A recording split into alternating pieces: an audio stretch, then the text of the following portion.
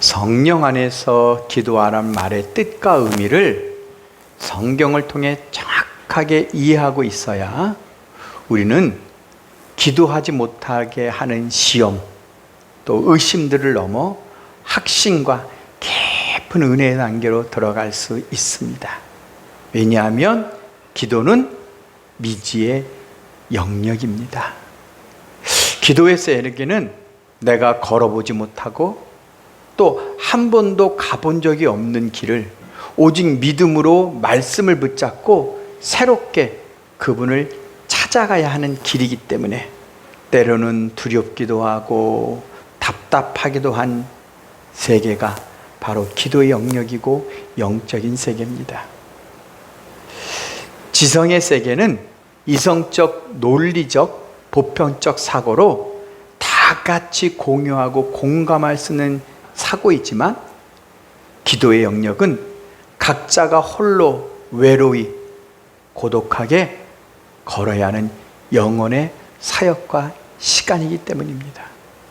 그래서 하나님의 말씀에 대한 정확한 의미와 뜻을 가지고 내가 가는 길이 옳은 길이요 확신에 서지 못하면 중간에 기도의 장벽에 막히고 기도를 포기하고 주저앉게 됩니다. 이것이 오늘날 기도를 하지 않는 교회와 성도들의 모습이 되어진 겁니다. 그래서 다윗이 고백한 것처럼 내가 주를 의지하여 벽을 뛰어넘습니다라고 고백한 것처럼 정말 주의 사랑과 그리고 말씀의 견고한 뿌리에 서서 신뢰가 없으면 깊은 기도의 은혜의 세계로 나아가지 못합니다. 그래서 오늘 바울이 성령 안에서 기도하라는 뜻을 정확하게 알려면 시대적 배경을 통해서 원리와 뜻을 성경적으로 나눌 것이고 그것을 알게 되면 자연적으로 성령 안에서 기도하는 방법이 무엇인가가 습득되어지게 되어져 있는 겁니다. 그래서 오늘 말씀을 들으시면 지난주에 영이 열리는 기도의 방법에 대한 구체적인 기도의 방법들을 더 쉽게 잘 이해하는 도움이 될 것이고 또 지난주에 듣지 못한 사람들은 꼭 들으셔야 된다라는 그래야 기도의 세계가 무엇인지를 이해하게 될 것입니다. 그리고 마지막으로 제가 우리 유튜브 위에 전화번호를 올려드릴 테니 기도에 대한 궁금증이나 상담이 필요하면 문자를 통해서 시간을 알려주시면 제가 가능하면 그 시간에 전화로 상담해 드리도록 하겠습니다. 자, 그럼 먼저 성령 안에서 기도한다는 뜻은 무엇입니까? 바울이 유일하게 이 에베소서에서만 쓴 말입니다. 그렇다는 것은 이 말을 할 때 에베소 교인들이 이해하고 알아듣고 숙지할 수 있는 그들만의 독특한 환경에 놓여 있다는 말입니다. 그래서 성령 안에서 기도하라는 뜻을 정확하게 알려면 그 당시 에베소서의 세 가지 특징을 이해해야 합니다. 첫 번째가 뭐냐면 지리적 특성입니다. 에베소는 그 당시에 로마가 전 세계를 장악하고 지배하기 위해서 4개의 지역에 수도를 세웠습니다. 하나가 이태리 바로 그 로마고 또 하나가 이집트 애굽에 대한 알렉산드리아라는 수도를 세우고 또 하나는 우리가 성경에 나오는 안디옥 이게 세우고 또 하나가 에베소서입니다. 그래서 이 에베소서는 이집트와 그리고 안디옥의 아시아와 로마의 유럽을 연결해주는 꼭 그 가운데 있는 다리, 가교 역할을 하는 해상 무역 중심에 속한 위치에 이 에베소가 딱 자리 잡고 있는 겁니다. 그러니까 동서 모든 해상과 무역의 교류가 이 에베소를 통해서 유럽과 아시아로 움직여지게 되어져 있단 말이에요. 그러므로 정치와 권력은 로마로부터 나오고 물질과 만물은 에베소가 중심지라는 거예요. 그래서 바울은 로마서는 교리를 설명하고 에베소는 최고의 영적 서신인 목회 서신이 보내는 거게 되어지는 거예요. 두 번째 특징은 문화적 배경입니다. 로마와 같이 무려 에베소는 24,000명이 들어가서 3단으로 지어진 원형 경기장이 지어져 있던 거예요. 그리고 거기서 그 당시 사람들이 가장 재밌어하는 검투사들의 경기가 있던 지역이란 말이에요. 그래서 바울은 여기서만, 이 에베소서만 전신갑주기의 이야기를 하면서 성령 안에서 기도하라고 말하는 겁니다. 그러므로 전신갑주를 이야기하는 것은 성령 안에서 기도하라고 강조하기 위한 깨우침이에요. 그만큼 성령 안에서 기도하라는 의미는 너무 중요한 겁니다. 세 번째, 종교적 배경이 있습니다. 이집트의 피라미드가 불가사의한 것처럼 고대의 7대 불가사의 유적이 바로 이 에베소의 아데미의 여신의 큰 신전이 자리 잡고 있었던 겁니다. 그래서 그 아시아에는 이 귀신의 영향력으로 그 문화, 정치, 경제, 삶에 이 종교의 뿌리가 깊이 내리고 있는 거예요. 그래서 사도행전 19장 27절 보면 온 아시아와 천하에 이 아데미의 여신의 위엄이 가득하다고 말했습니다.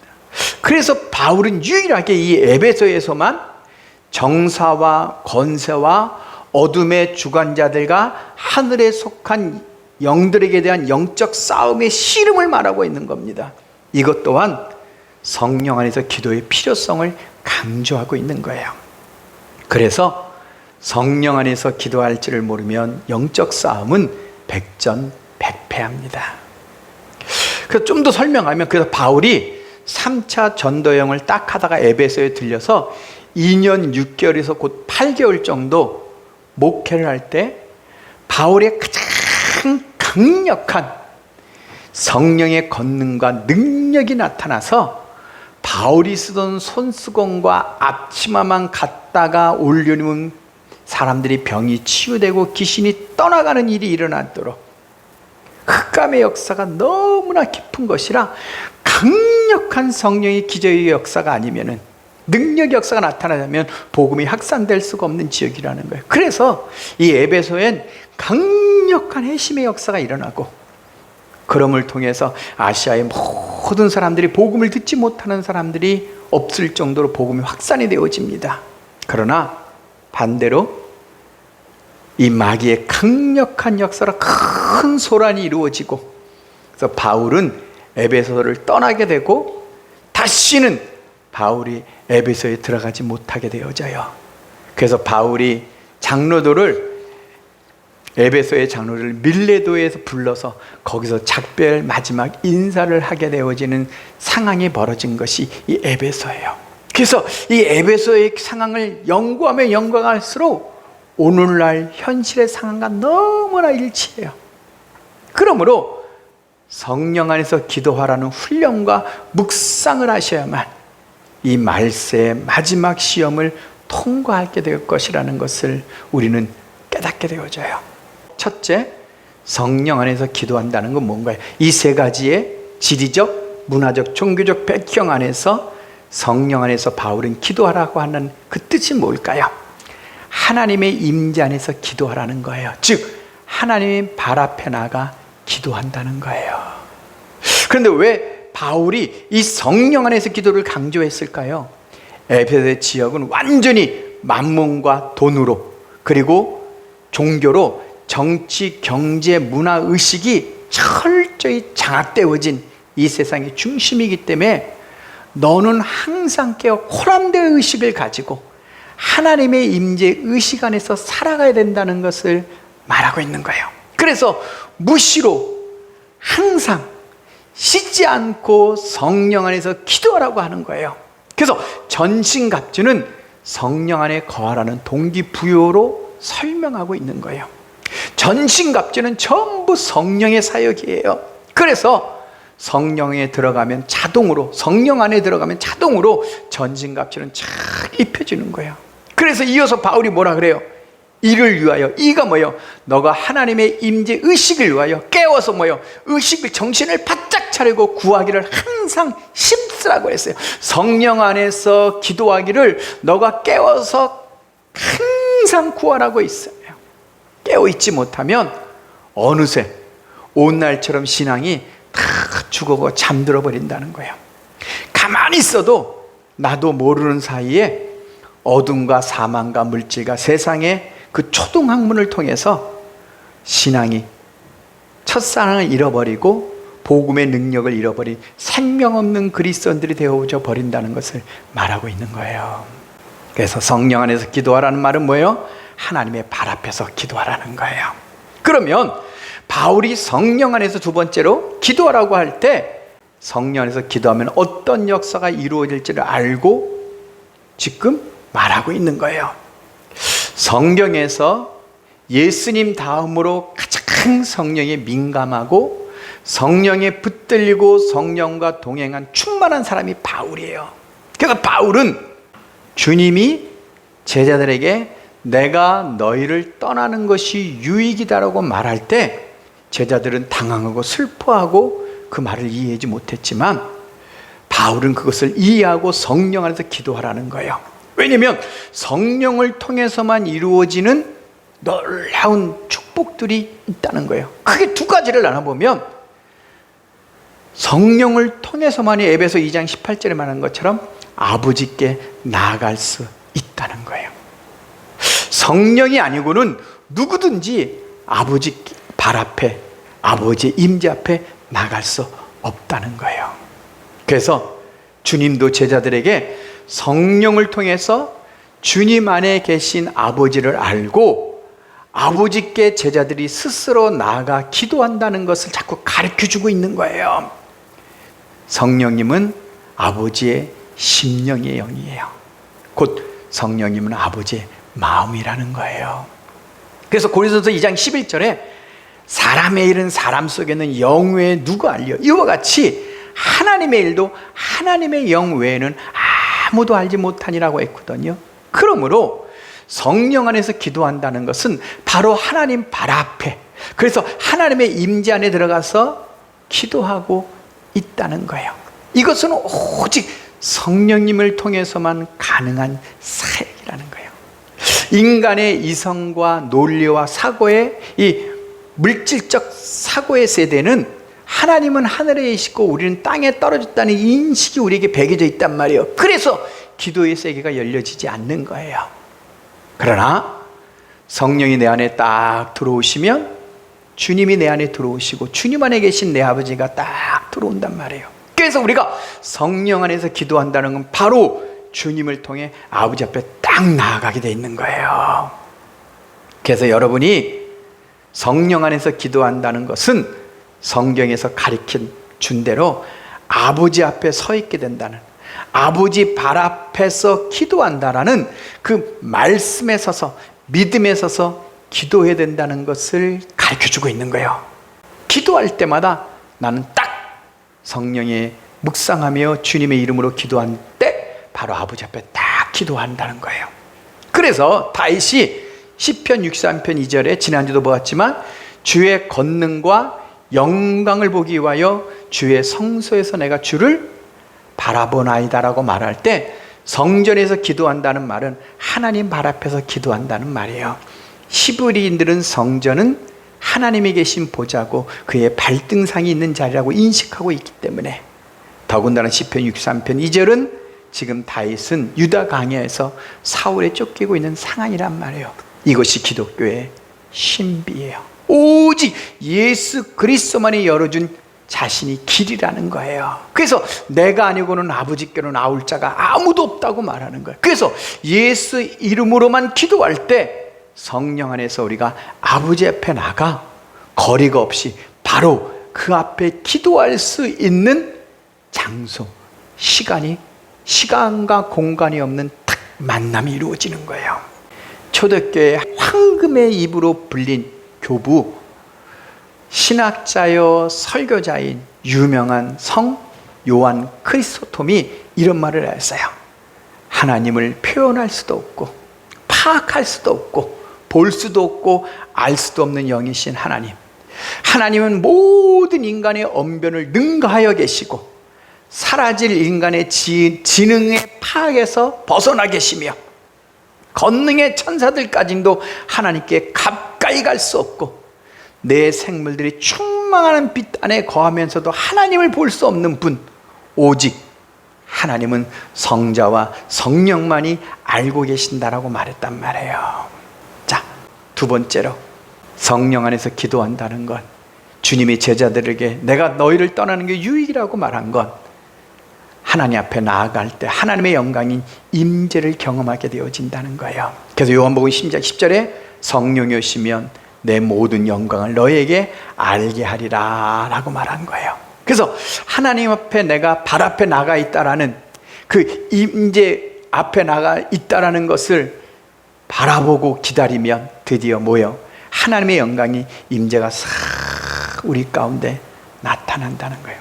그래서 성령 안에서 기도하는 건 반드시 내가 하나님 앞에 나가 있다는 의식, 인식을 갖도록 항상 깨워 기도하라고 말하는 거예요. 하나님 앞에 나가 있다는 인식과 믿음이, 의식이 자꾸 쌓이게 되어지면 영은 마음 안에 있고 또 영과 마음은 육신 안에 있기 때문에 드디어 마음이 산재물이 되어지고 육이 산재물이 되어지면 신령과 진정으로 예배하는 하나님을 만날 준비가 딱 만들어지는 몸과 마음이 경건해지고 숙연해지면 이제 뭐 하는 거예요? 하나님의 영광이 나타나기 시작하는 거예요. 그러니까 몸과 마음이 하나님께 집중되어 착 온전히 올려드리면 이제 뭐 하는 거예요? 내 심령을 통해서 또 여러 가지 역할을 통해서 하나님의 임재의식이 쫙 느껴지는 거예요. 모세가 떨기나무 가운데 하나님의 임재하신 그것에 딱 가니까 뭐 하는 거예요? 너는 내 발에 신을 벗고 온전히 딱 엎드리는 것처럼 우리가 기도할 때 내 몸과 마음이 하나님 앞에서 하나님 발 앞에서 기도한다라는 마음과 중심으로 쫙 나가게 되면 이제 하나님의 영광인 그분의 임재가 우리 가운데 나타난단 말이에요. 다윗은 그래서 시편 139편 5절 6절에 이렇게 말하죠. 주께서 나의 앞뒤를 둘러싸시고 그리고 내게 안수하셨나이다. 이 지식이 내게 너무 귀하니 높아서 내가 능히 미치지 못하나이다 라고 말하는 거예요. 다윗은 사무엘을 통해서 왕의 기름 부음을 받았기 때문에 다윗이 혼자 기도할 때 하나님의 임재를 느끼고 있기 때문에 이 표현을 쓰고 있는 거예요. 그래서 시편 139편 5절에 우리 성경에는 빠져 있지만 원어에는 손이라는 카프가 들어있어요. 손이 머리 위에 얹어 있습니다 이렇게 되어 있단 말이에요. 그래서 킹제임스의 번역에 보게 되어지면 주께서 나를 앞들어 에워싸시고 주의 손이 내 위에 얹으셨나이다. 표준 세번역은 주님께서 나의 앞뒤를 두루 감싸주시고 내게 주님의 손을 얹어주셨습니다 라고 말한단 말이에요. 그러니까 하나님 발 앞에 나가 하나님 앞에 내 몸과 마음을 온전히 드리게 되어지면 그분의 영광이 임재를 쫙 경험하게 된다는 거예요. 자기 쫙 하나님 느낀다는 거예요. 근데 이 놀라운 경험이 자신의 지식과 또 인간의 언어로는 표현할 수 없을 정도로 정말 영광스럽고 놀라고 귀하다는 거예요. 아무리 생각해도 그 생각은 하나님이 일으키시는 그 임재와 영광의 은혜 가운데 도달할 수 없는 놀라운 하나님의 임재를 표현하고 있는 거예요. 우리 영은 마음과 몸 안에 있기 때문에 우리의 몸과 마음이 하나님 앞에 있다는 의식과 행위가 다 따라서 나가게 되어지면 드디어 하나님의 임재가 우리 가운데 나타내기 시작하시는 거예요. 먼저 몸으로 육체로 느끼거든요. 그리고 마음으로도 딱 느껴요.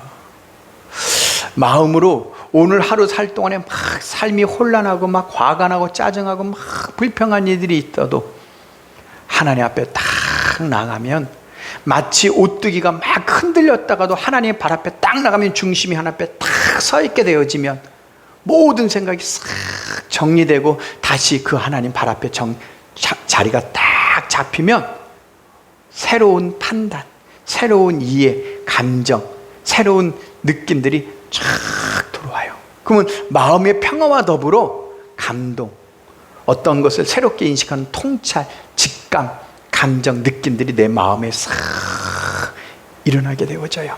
그렇게 되어지면 그 상황에 맞는 말씀들이 이 말씀이 이 말씀이네 하고 그 말씀들이 툭툭 떠오르고 내가 이 말씀대로 이렇게 나가야지라고 하는 내 안에서 쭉쭉쭉 그러면서 감정들이 상대편의 감정은 이거였는데 내가 오해했구나, 내가 내 감정에 치우쳐서 내가 중심을 잡지 못했구나 하고 하는 이런 놀라운 그 상황에 맞는 말씀들이 쭉쭉 떠오르는 거예요.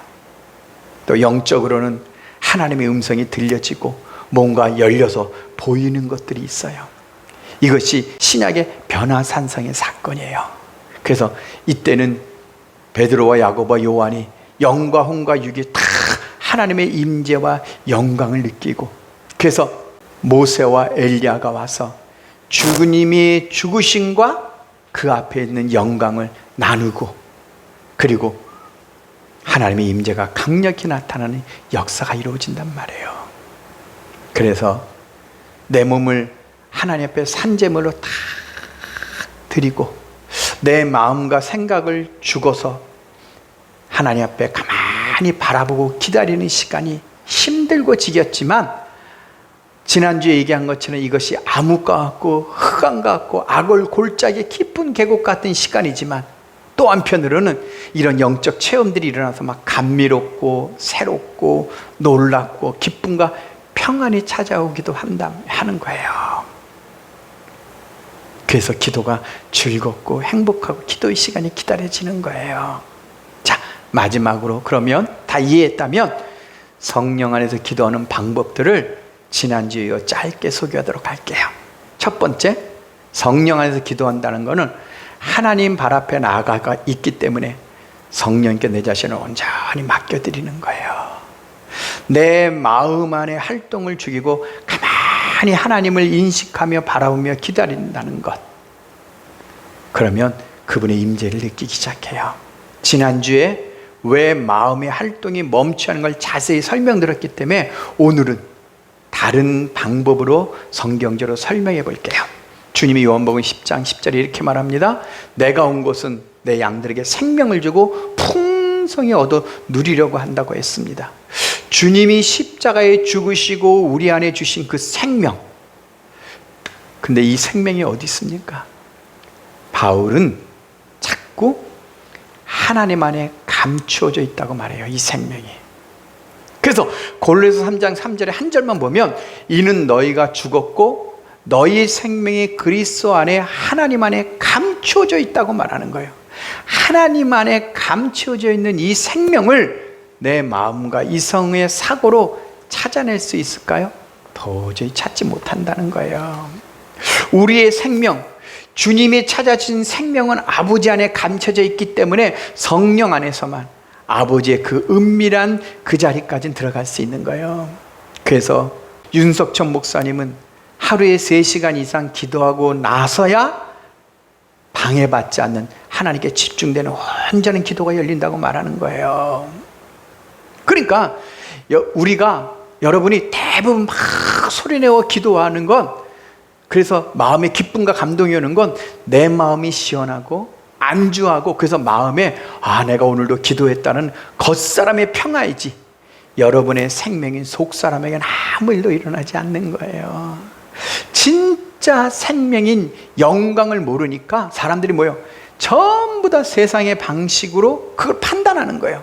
그게 우를 범하는 거예요. 그래서 물질로 번영이 되어서 잘 사냐 못 사느냐, 아니면 숫자로 사람이 많으냐 적으냐를 갖고, 이건 세상의 겉사람의 방법으로 자꾸 하나님의 안에 감춰진 영적인 것을 자꾸 판단한단 말이에요.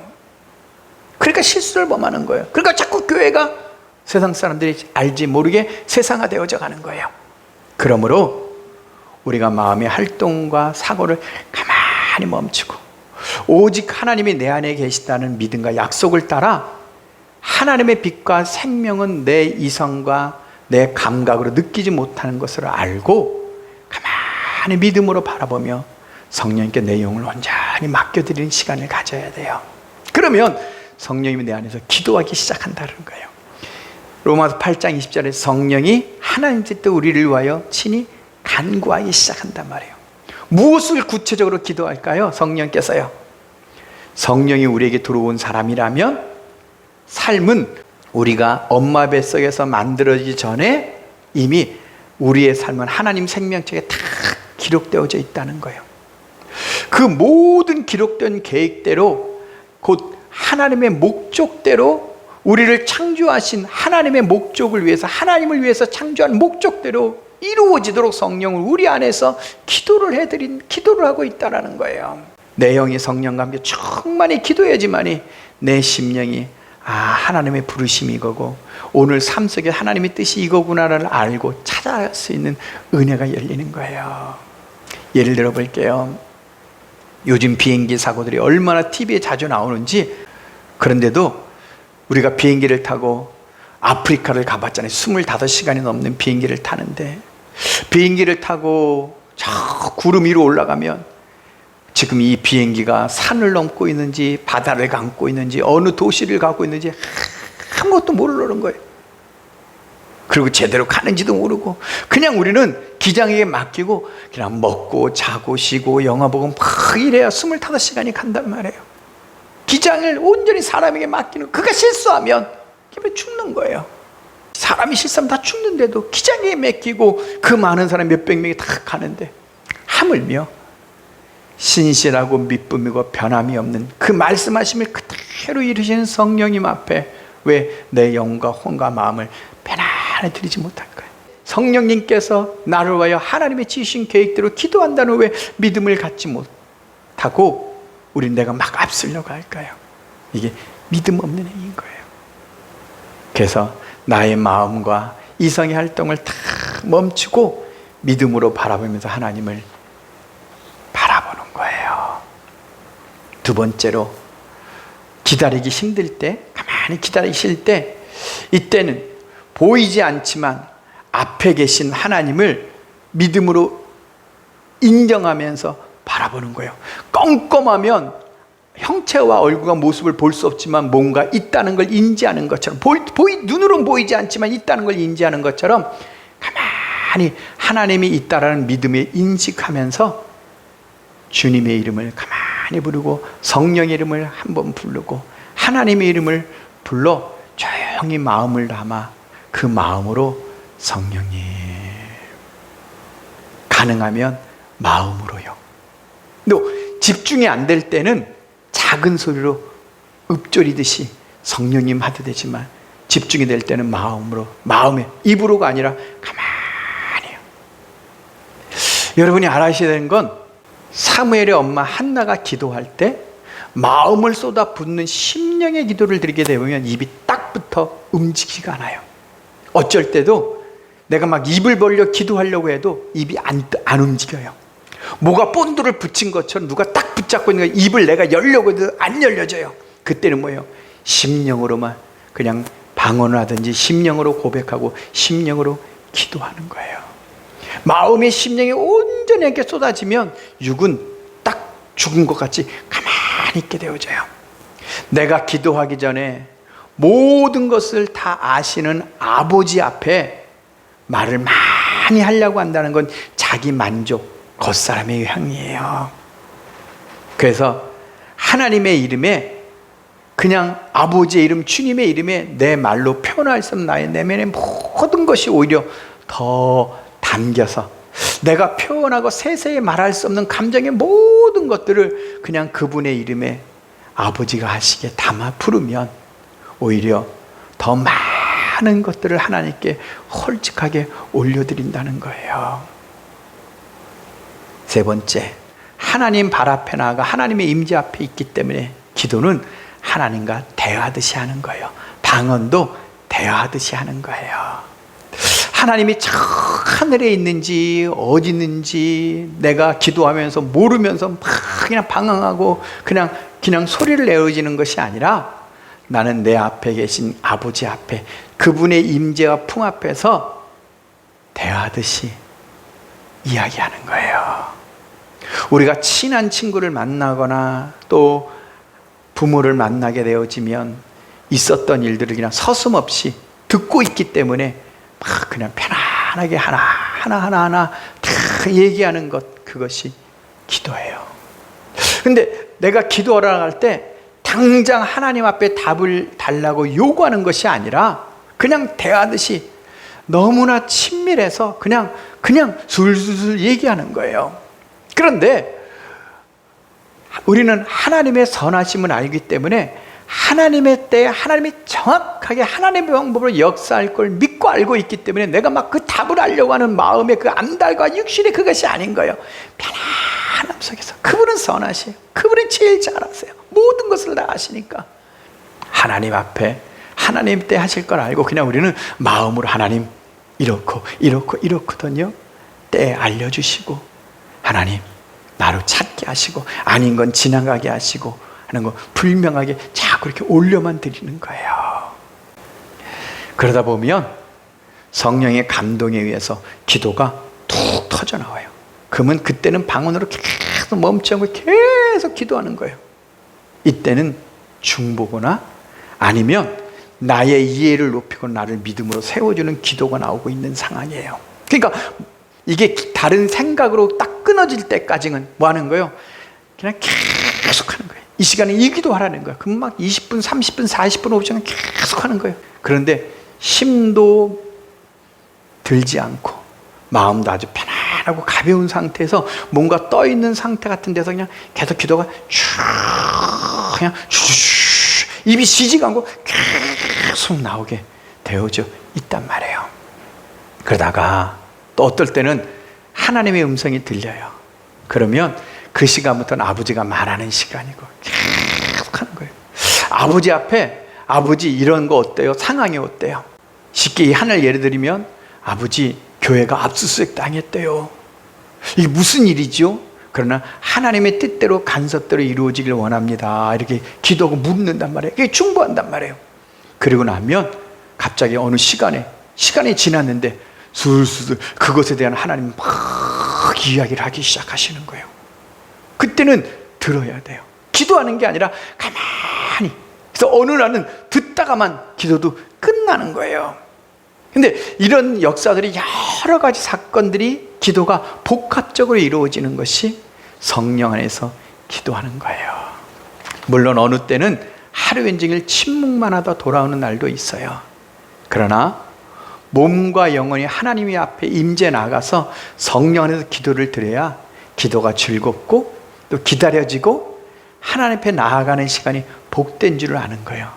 그래야 몸과 마음도 새 힘을 얻는 놀라운 시간이 되는 거예요. 막 용 써서 막 애써서 막 힘써 기도하면 응답은 오겠지만 다음부터는 기도할 용기와 힘을 갖기를 두려워한단 말이에요. 결론입니다. 아가서 1장 3절에 보면 슬라미 여인이 이렇게 말합니다. 내 이름이 쏟는 향기름 같으므로 라고 말합니다. 이게 뭐냐면 이름은 곧 말씀이고 지식을 말하는 거예요. 그러니까 인간이 그 이름을 알기만 해도 말씀을 알기만 해도 그 지식의 알매 기쁨과 즐거움이 대단히 크다는 거예요. 그러나 그 이름은 하나님 본체신 실체 사랑을 경험하지 못한 거란 말이에요. 그래서 순전한 기독교, 나니아 연대기, 스크루테이프의 편지 등 수많은 책을 남긴 신학자며 변증가며 시인이며 아동문학가인 이 시대의 최고의 지성인 C.S. 루이스가 이런 말을 했어요. 교리와 신학은 지도와 같은 것이지 그 자체가 목표가 아니며 어떻게 관계를 맺어야 하는가를 설명하고 보여주는 개념이라고 했어요. 신앙 자체가 아니라는 거예요. 그러나 오늘날 기독교는 교리와 신학과 말씀인 이름에만 빠져 있어요. 왜? 기도하지 않기 때문이에요. 그래서 모두가 공공연하게 이야기합니다. 인생에 가장 힘든 가장 먼 여행이 있다는 거예요. 너무나 가까운데 도달하기가 힘든 어려운 인생의 여행이 있다는 거예요. 그게 뭐예요? 머리로부터 가슴까지의 여행이라는 거예요. 지식의 알면 기쁨이 두려움이 있지만 그러나 이 가슴에서 믿어지고 이 가슴에서 깨달아지고 이 가슴에서 확신으로 살아나는 생명력을 경험한 못한 죽은 신앙을 표현하는 이야기입니다. 사랑하는 우리 용인의 빛교 성도들이요, 또 이 땅에 이 말씀을 듣는 모든 성도님들이요, 성령 안에서 기도하며 나아가지 않고는 하나님의 감추어진 진짜 생명을 찾을 수 없다는 사실을 알고 오늘 이 시간부터 기도의 미지의 영역인 영적 신비의 세계로 여러분이 나오기를 초대하고 응원합니다.